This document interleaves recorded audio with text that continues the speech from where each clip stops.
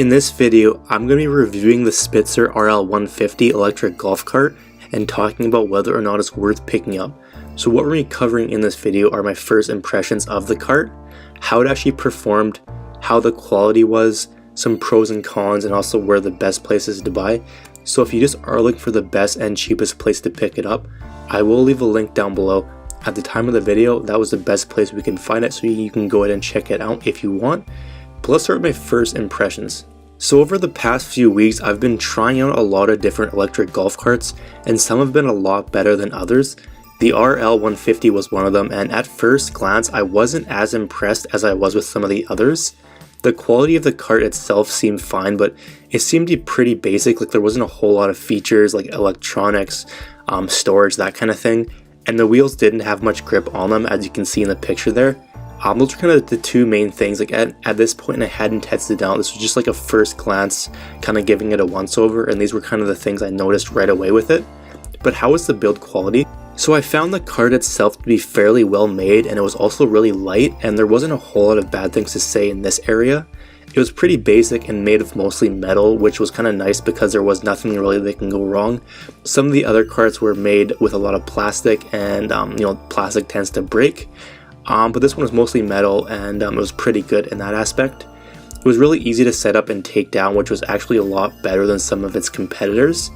And then the thing I did notice right away that I didn't really like was that the wheels had really little grip on them.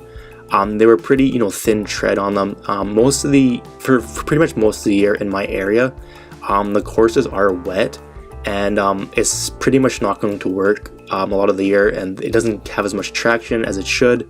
There are definitely carts out there with better traction, but I'm sure if you are, in a fairly dry place, it should be fine. If there's not a whole lot of hills, you'll probably be fine. But if you have hills or you have like a wet course, it's probably not going to do well enough. But how is the battery? So the battery on this cart was actually better than most from our experience. Most carts we tested lasted about like 27 to 30 holes on average, but this one actually did give us 2 full rounds on a single charge. If you're on a super hilly course, it might not make it 2 rounds, but overall I was definitely impressed with the length that the battery actually lasted, and then also the power on it. It had plenty of power to get up pretty much any hill we tested it on, and the battery is definitely a lot better than some of the others. But how did it perform? So I didn't find the RL150 to be the best performing electric cart in its price range. There were a few issues I noticed with it. The first one was the distance control not working the best. So I basically noticed that it didn't respond very well once the cart got about 20 feet away. It didn't respond very well, and that's kind of not something you want. That was definitely a pretty big deal. And the second thing was the thin tread on the wheels, which wasn't the best in wet conditions like I have in my area. Those are kind of the two main things, and for me personally, it didn't perform that well, and I didn't really like it to be honest, and there were definitely better ones out there for performance. But let's cover some pros and cons. So pros, it's light and the frame is well built. It's easy to set up and take down. The battery is better than most, and it has plenty of power to get up pretty much any hill. Cons, it's pretty basic. Like it doesn't have a whole lot of features like electronics, storage, umbrella holder, that kind of thing.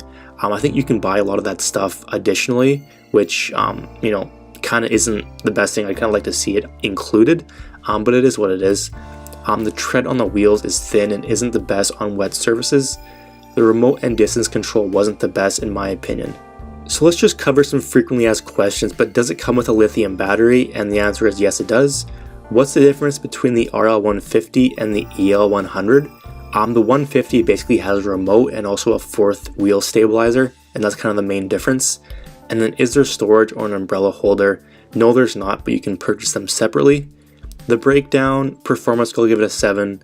Price score, I'll give it a 7. Durability score, I'll give it a 9. My personal score was 7.5, which is kind of, it's not the worst, but it's definitely not the best. But is it worth it, taking into account all that?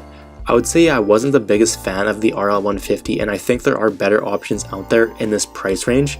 It wasn't the worst cart out there by any means, but there were definitely some things I didn't like about it, and some things that definitely need to be improved. But if you want to, check it out, or you want to know the cheapest place I could find this cart, I left a link down below, so you can go ahead and check out the current price of it if you want. And I will also leave another link for some of my more favorite electric golf carts that we tested out and ones that I like better.